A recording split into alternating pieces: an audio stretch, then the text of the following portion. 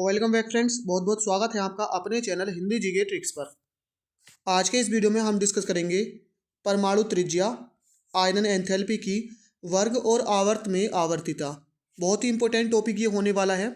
इससे पहले के हमारे 18 वीडियो केमिस्ट्री के ऑलरेडी अपलोड हो चुके हैं। आई होप आपने उन वीडियोस को देख लिया होगा। अगर आपने अभी तक उन वीडियोस को नहीं देखा है तो डिस्क्रिप्शन में आपको लिंक मिलेगा, वहाँ से क्लिक करके देख सकते हैं।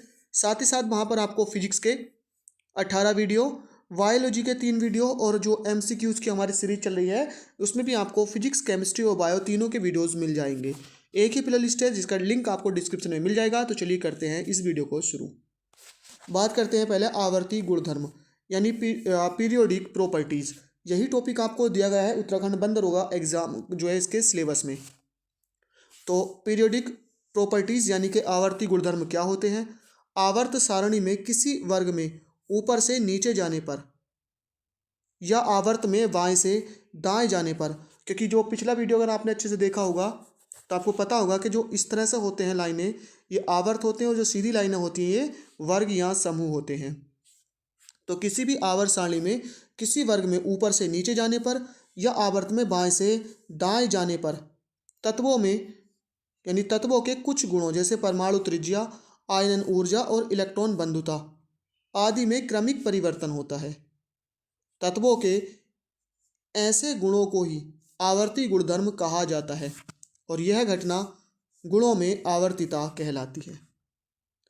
यानी कि अगर हम बाएं से दाएं जाएं आवर्त में, ऊपर से नीचे आएं वर्ग या समूह में, तो जो तत्वों के गुण होते हैं इनमें थोड़ा थोड़ा चेंज आता है और ये जो चेंज आता है इसी को आवर्ती गुणधर्म कहा जाता है।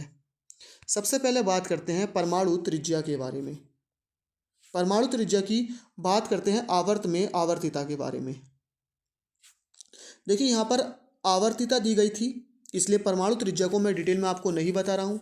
परमाणु की त्रिज्या से आप अच्छे से वाकिफ़ हैं क्या होती है ना, जो रेडियस होती है, इसलिए मैं इसको डिटेल में नहीं, क्योंकि परमाणु त्रिज्या भी जो होती है कई तरह की होती है। आयनिक त्रिज्या भी होती है, वान डेर वाल त्रिज्या भी होती है। तो इस तरह से इसलिए मैं आपको नहीं बता रहा हूँ, सिर्फ इसकी आवर्त में या वर्ग में आवर्तिता के बारे में ही डिस्कस करेंगे जो आपके सिलेबस में दिया गया है। तो किसी आवर्त में बाएं से दाएं जाने पर नाभिक में प्रोटॉनों की संख्या तथा बाहरी कक्षा में इलेक्ट्रॉनों की संख्या बढ़ने से प्रभावी नाभिकीय आवेश बढ़ने के कारण नाभिकीय आकर्षण बढ़ता है और परमाणु त्रिज्या घट जाती है। जैसे हम बात करते हैं कोई भी एलिमेंट है, ये इसका नाभिक है, ये पहली कक्षा, ये दूसरी कक्षा है। पहली कक्षा में कितने इलेक्ट्रॉन्स होंगे? 2 इलेक्ट्रॉन। जैसे मैं एग्जाम्पल के तौर पर बात कर लेते हैं Na सोडियम के बारे में और Mg के बारे में यानी मैग्नीशियम के बारे में। इसका परमाणु क्रमांक 11 होता है। अब इसका परमाणु क्रमांक 11 होगा तो इसमें 11 प्रोटॉन इसके नाभिक में और इसकी बाहरी कक्षा में 11 इलेक्ट्रॉन होंगे। मैग्नीशियम का परमाणु क्रमांक 12 होता है तो 12 प्रोटॉन होंगे इसके नाभिक में और बाहरी कक्षा में 12 इलेक्ट्रॉन्स होंगे। अब होता क्या है कि इलेक्ट्रॉन और प्रोटॉन एक दूसरे को आकर्षित करते हैं, तो यहाँ पर 11 एक दूसरे को आपस में खींच रहे हैं तो इसका आकार छोटा होगा। लेकिन जब हम इसकी तुलना करेंगे मैग्नीशियम से, तो मैग्नीशियम में एक दूसरे को जो आकर्षित कर रहे हैं वो 12 कर रहे हैं, 12 प्रोटॉन्स और 12 इलेक्ट्रॉन्स। तो इसलिए मैग्नीशियम का जो आकार होगा वो सोडियम से छोटा होगा। तो इसीलिए जब हम बाएं से दाएं जाते हैं किसी भी आवर्त में, बाएं से दाएं जाने पर आकार धीरे धीरे छोटा होता रहता है, क्योंकि क्रमिक रूप से एक एक करके प्रोटॉन बढ़ते रहते हैं और अंतिम कक्षा में एक एक करके इलेक्ट्रॉन्स बढ़ते रहते हैं। जिससे होता ये है कि धीरे धीरे वो क्या होते हैं, उनमें आकर्षण बल बढ़ता रहता है और कक्षाएं छोटी होती रहती हैं। तो यही कहा था कि किसी आवर्त में बाएं से दाएं जाने पर नाभिक में प्रोटॉनों की संख्या तथा बाहरी कक्षा में इलेक्ट्रॉनों की संख्या बढ़ने से प्रभावी नाभिकीय आवेश बढ़ने के कारण नाभिकीय आकर्षण बढ़ता है और परमाणु त्रिज्या घटती जाती है। बात करें अक्रिय गैसों की तो इनकी जो त्रिज्या होती है आवर्त में सबसे अधिक होती है, क्योंकि इनकी वान डेर वाल त्रिज्या होती है। तो आपसे एग्जाम में डायरेक्टली यहाँ से क्वेश्चन बन सकता है कि किसी भी आवर्त में बाएं से दाएं जाने पर परमाणु त्रिज्या बढ़ती है, घटती है, अपरिवर्तित रहती है, इनमें से कोई नहीं। तो ध्यान रखना, अगर बाएं से दाएं जाएंगे तो परमाणु त्रिज्या घटेगी। दूसरा क्वेश्चन ये पूछा जा सकता है कि निम्नलिखित में से किसकी जो परमाणु त्रिज्या वो सबसे अधिक होगी? तो ऑप्शन आपको दे सकता है। अच्छा, एक ही आवर्त की बात होती है, आपको ध्यान रखना। अगर सब 2 कक्षाओं वाले, जैसे सोडियम पूछा, सॉरी नाइट्रोजन पूछा 2 कक्षा वाला, ऑक्सीजन आपसे पूछेगा 2 कक्षा वाला, कार्बन आपसे पूछेगा 2 कक्षा वाला। अब 2 ही कक्षाएं किसके पास होती हैं? नियोन के पास होती हैं। तो अगर ये पूछेगा कि सबसे बड़ी जो त्रिज्या है वो किसकी है, तो नियोन की होगी। उसका रीजन, क्योंकि नियोन एक अक्रिय गैस है। तो पहले आवर्त में अगर पूछेगा तो हीलियम की होगी, तीसरे में पूछेगा तो आर्गन की होगी। तो डिपेंड करता है कि कौन सी कक्षा में आपसे पूछ रहा है। डी विलोक तथा एफ विलोक तत्वों की किसी आवर्त में बाएं से दाएं जाने पर परमाणु त्रिज्या में बहुत कम परिवर्तन होता है, क्योंकि n-1 डी इलेक्ट्रॉन तथा n-2 एफ इलेक्ट्रॉन का परिरक्षण प्रभाव नाभिकीय आवेश का विरोध करता है। देखिए n-1 डी ये क्या है, क्योंकि डी ब्लॉक का जो इलेक्ट्रॉनिक विन्यास भी होता है इसका अंतिम इलेक्ट्रॉन डी उपकोष में जाता है। एन का मतलब होता है किसी के पास अगर 4 कक्षाएं तो उसमें एन की वैल्यू 4 होगी। एन का मतलब होता है कक्षाओं की संख्या। किसी के पास मैक्सिमम 5 कक्षाएं तो उसमें एन की वैल्यू 5 होगी। तो डी ब्लॉक में जो होता है, जो सेकेंड लास्ट कक्षा होती है उसमें इलेक्ट्रॉन फिल होते हैं, यानी n-1 इसलिए कहा है। किसी के पास 5 कक्षाएं हैं और वो डी ब्लॉक का एलिमेंट है तो उसमें 4 के डी में जाएंगे, इससे एक कम, तो यहाँ पर इसलिए n-1 कहा गया है। n-2 क्यों कहा? अगर कोई एफ ब्लॉक का एलिमेंट है तो उसका अंतिम इलेक्ट्रॉन, अगर उसके पास 7 कक्षाएं हैं तो अंतिम इलेक्ट्रॉन उसका 5वीं कक्षा में एंटर करेगा, तो इसलिए इसको n-2 कहा गया है। तो जो डी ब्लॉक है उसमें n-1 डी इलेक्ट्रॉन और एफ के लिए n-2 एफ इलेक्ट्रॉन का परिरक्षण प्रभाव क्या करता है? नाभिक आवेश का विरोध करता है। क्योंकि विरोध करता है, जो ये अपने आपस में खींचता है, मान लो ये नाभिक है, ये अंतिम कक्षा का इलेक्ट्रॉन है, अब नाभिक इसको अपनी ओर खींचना चाहता है लेकिन ये परिरक्षण प्रभाव इसको बाहर को धकेलता है, जिससे इनकी कक्षाओं में क्या होता है, बहुत कम, ये जो इफेक्ट है, जो त्रिज्याएं होती हैं इनकी बहुत कम होती है। नेक्स्ट है वर्ग में आवर्तिता। तो वर्ग में ऊपर से नीचे जाने पर कक्षाओं की संख्या बढ़ने के कारण परमाणु त्रिज्या बढ़ जाती है। यानी जब हम किसी भी कक्षा वर्ग में बात करते हैं, जैसे पहले वर्ग की अगर हम बात करें तो कैसे होता है, 1 2 3 4 इस तरह से कक्षाएं होती हैं। पहले के पास 1, फिर 2, फिर 3, फिर 4। यानी अगर एक के पास इस तरह से कक्षा है और एक के पास इस तरह से 2 कक्षाएं हैं तो 2 वाले की बड़ी हो जाएगी। तो इस तरह से अगर वर्ग में ऊपर से नीचे आ रहे हैं तो कक्षाओं की संख्या बढ़ती है, इसलिए आकार भी बढ़ जाता है। बात करते हैं आयनन ऊर्जा, आयनन विभव या आयनन एंथैल्पी के बारे में। तो देखिए इसमें आवर्तिता जानने से पहले आपको ये पता, क्योंकि देखिए त्रिज्या के बारे में आप सब जानते हो, तो इसको जानने से पहले यानी आयनन एंथैल्पी को, टॉपिक हमारा आयनन एंथैल्पी दे रखा है, तो हमको ये पता होना चाहिए कि आयनन एंथैल्पी होती क्या है। तो ये क्या होती है?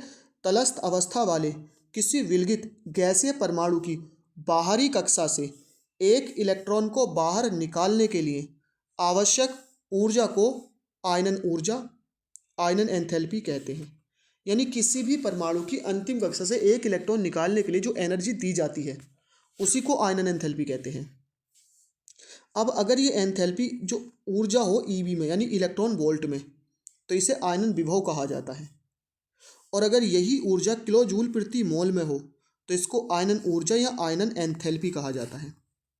ईबी में हो तो आयनन विभव, किलो जूल प्रति मोल में हो तो आयनन ऊर्जा या आयनन एंथैल्पी कहा जाता है। अब बात करते हैं इसकी आवर्तिता के बारे में। बाएं से यानी आवर्त में बाएं से दाएं जाने पर प्रभावी नाभिकीय आवेश बढ़ता है, जिससे बाहरी कक्षा के इलेक्ट्रॉन पर नाभिकीय आकर्षण बल बढ़ने के कारण आयनन विभव बढ़ जाता है। क्या होता है कि जब हम बाएं से दाएं जाते हैं तो एक बात तो आपको बताई थी कि आकार छोटा होगा, और आकार छोटा होने का मतलब है कि अंतिम इलेक्ट्रॉन नाभिक के ज़्यादा पास होगा। तो जितने ज़्यादा पास होगा भाई आकर्षण बल उतना ज़्यादा होगा, तो उसको बाहर निकालने के लिए एनर्जी उतनी ही ज़्यादा देनी पड़ेगी, और जो एनर्जी हमको देनी पड़ती है वही तो हमारी आयनन एंथैल्पी होती है। तो जैसे जैसे आकार छोटा होता है आयनन एंथैल्पी बढ़ती जाती है, क्योंकि उसको यानी इलेक्ट्रॉन को बाहर निकालने के लिए हमको ऊर्जा ज़्यादा देनी होती है। तो आवर्त में बाएं से दाएं जाने पर प्रभावी नाभिकीय आवेश बढ़ता है, जिससे बाहरी कक्षा के इलेक्ट्रॉन पर नाभिकीय आकर्षण बल बढ़ने के कारण आयनन विभव बढ़ जाता है। अब बात करते हैं इसके अपवाद की। ये अपवाद आपको ध्यान रखने, यहां से पक्का आपको एक क्वेश्चन देखने के लिए मिल सकता है अपवाद से।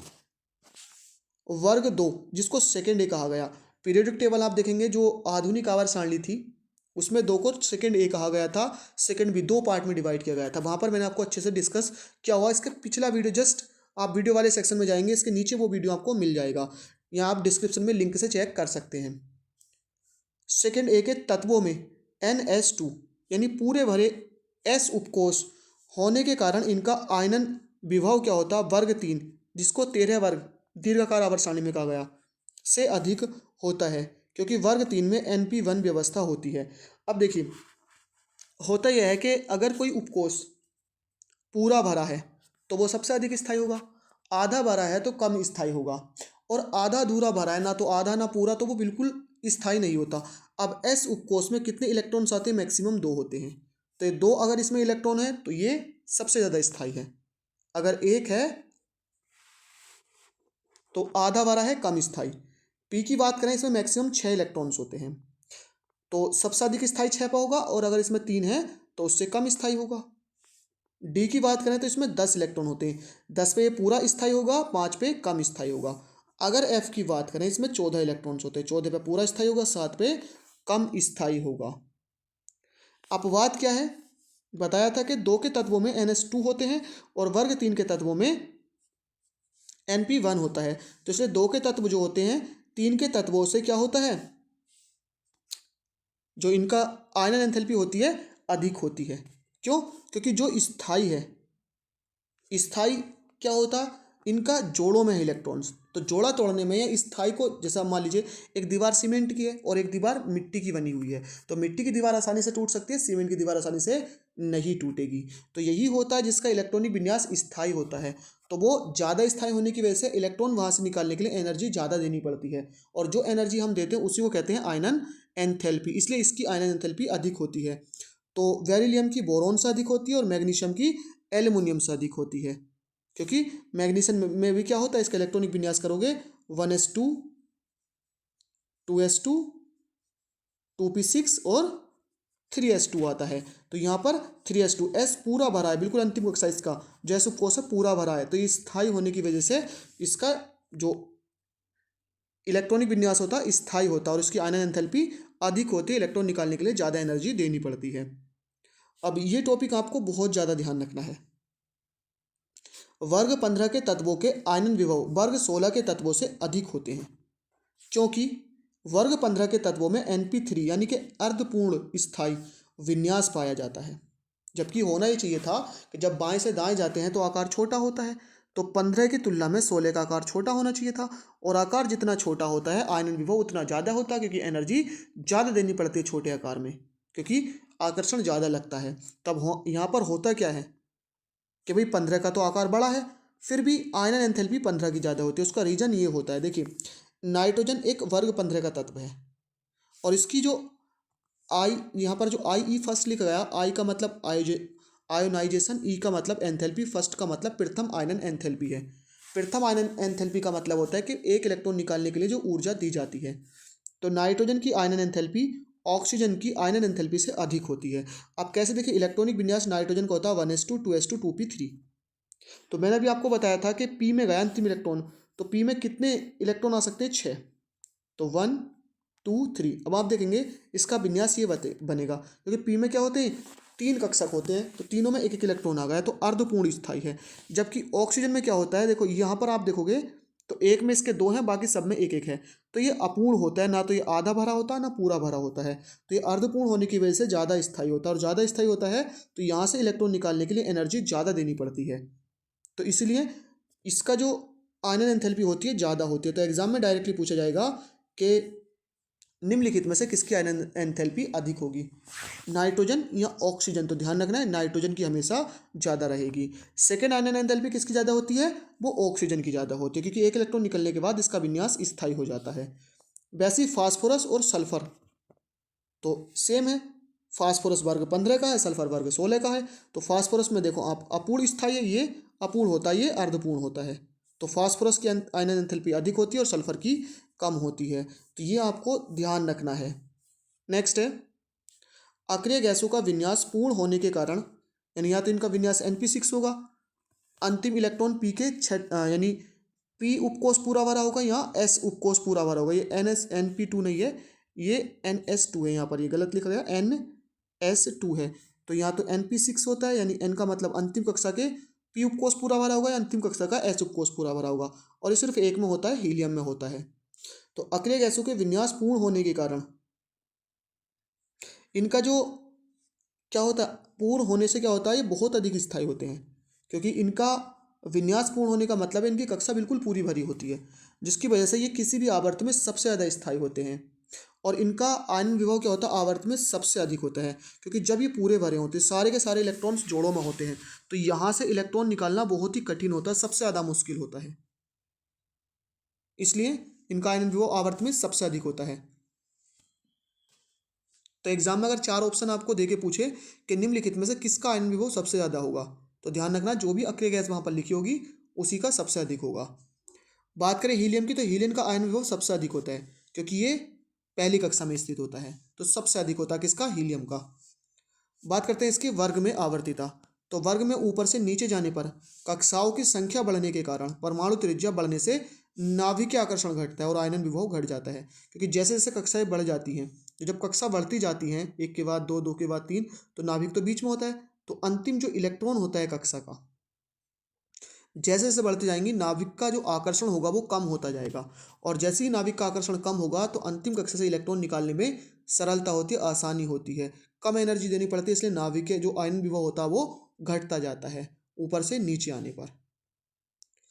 वर्ग 13 में गैलियम एल्युमिनियम से नीचे होता है, लेकिन गैलियम का आयन विभव एल्युमिनियम से अधिक होता है नीचे होने के बाद भी, क्योंकि Ga में परिणक्षण प्रभाव कम होता है, इसलिए इसका आयन विभव अधिक होता है।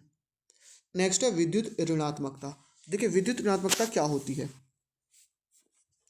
किसी परमाणु द्वारा सहसंयोजक बंध के इलेक्ट्रॉन युग्म को अपनी ओर आकर्षित करने की क्षमता क्या कहलाती है, और विद्युत ऋणात्मकता।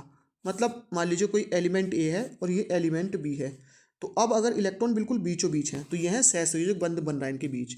अब इस इलेक्ट्रॉन के जोड़े को अगर ये अपनी ओर खींच लेता है, मान लीजिए इधर आ गया, तो इसकी विद्युत ऋणात्मकता अधिक होगी और इसकी कम होगी। तो सहसंयोजक बंध के इलेक्ट्रॉन युग्म को अपनी ओर आकर्षित करने की जो क्षमता होती है उसी को विद्युत ऋणात्मकता कहते हैं। बात करते हैं आवर्त में आवर्तिता की, तो किसी आवर्त में बाएं से दाएं जाने पर प्रभावी नाभिकीय आवेश बढ़ता है, क्योंकि आकार छोटा होता है, जिससे विद्युत ऋणात्मकता भी बढ़ती है, क्योंकि आकार जितना छोटा होता रहेगा, आकार कंटिन्यूसली क्या होता है, आवर्त में अगर हम बाएं से दाएं जा रहे हैं आकार छोटा रहेगा, और छोटा होने की वजह से क्या होगा, और विद्युत ऋणात्मकता बढ़ती जाती है, यानी इलेक्ट्रॉन को अपनी तरफ खींचने की क्षमता बढ़ती जाती है। बात करते हैं वर्ग में आवर्तिता, तो किसी वर्ग में ऊपर से नीचे जाने पर परमाणु आकार बढ़ने के कारण विद्युत ऋणात्मकता घटती है। किसी भी वर्ग में जब हम ऊपर से नीचे जाएंगे तो क्या होगा, आकार बढ़ेगा, और जब आकार बढ़ेगा तो नाभिकीय आकर्षण कम होगा, और नाभिकीय आकर्षण कम होगा तो विद्युत ऋणात्मकता क्या होगी, कम होगी, यानी कि घटेगी। ये दोनों पॉइंट आपको ध्यान रखने के, फ्लोरीन की जो विद्युत ऋणात्मकता होती है सबसे अधिक होती है फ्लोरीन की। एग्जाम में डायरेक्टली पूछा जाएगा कि निम्नलिखित में से किसकी विद्युत ऋणात्मकता सबसे अधिक है, तो फ्लोरीन। अक्रिय गैसों की विद्युत ऋणात्मकता क्या होती है, जीरो होती है। अब जीरो क्यों होती है, क्योंकि अक्रिय गैसों का अष्टक पूरा कंप्लीट होता है, और कंप्लीट होने की वजह से उन्हें किसी भी इलेक्ट्रॉन को लेने की जरूरत नहीं होती है, तो इसलिए वो अपनी तरफ आकर्षित नहीं करते और उनकी विद्युत ऋणात्मकता जीरो होती है। तो एग्जाम में पूछा जा सकता है कि निम्नलिखित में से किसकी विद्युत ऋणात्मकता जीरो होगी, तो कोई भी ऑप्शन में अक्रिय गैस होगी उसी की जीरो होगी। यहाँ ये भी पूछा जा सकता है कि जीरो नहीं होगी, तो 3 अक्रिय गैस होंगी, एक नॉन अक्रिय गैस होगी या नॉन अक्रिय तत्व होगा, तो उसकी क्या होगी, जीरो नहीं होगी। तो आई होप ये वीडियो आपको पसंद आई हो। अगर कहीं भी आपको डाउट रह रहा हो तो आपको सिंपली करना ये है कि आपको या तो कमेंट कर दीजिए, अदरवाइज आप डायरेक्टली डीएम कर सकते हैं, ये हमारी इंस्टाग्राम आईडी, डायरेक्टली डीएम कर सकते हैं, तो जो भी टॉपिक आपका बचेगा वहाँ पर आपको क्लियर करा दिया जाएगा। तो आई होप वीडियो आपको पसंद आई हो, बने रहिए हमारे साथ, सपोर्ट करते रहिए। थैंक यू फॉर वॉचिंग, मिलते हैं नेक्स्ट वीडियो में।